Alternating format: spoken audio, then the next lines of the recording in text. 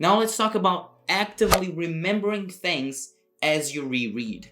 Look, when we are reading a text again, we have this habit of sort of like skimming through it and predicting words and not really actively engaging with the material.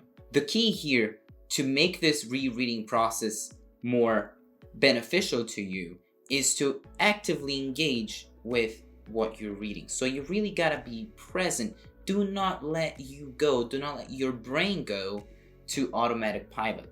When we're not present while we read something, our brain let thoughts completely invade our head, and then out of nowhere, you're just, looking over the book and you're skimming through the words, but really your mind is over here, somewhere else.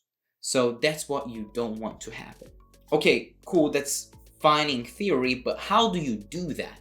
You have to create a habit of remembering things as you read them. So it's not like you're just reading something. No, as you read, it's like, oh, true, I saw that in that class. Another thing you can do is actually read something and close the book. That's not fun. And close the book.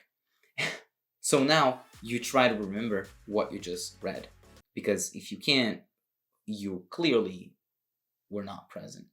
Now, really the best moment I want to say for using this technique is not when you're actively studying it, is for example when you're reading over your own summary a couple nights before a test or something like that. It's really just, again, it's a passive process, so you don't want to take that as your active studying session.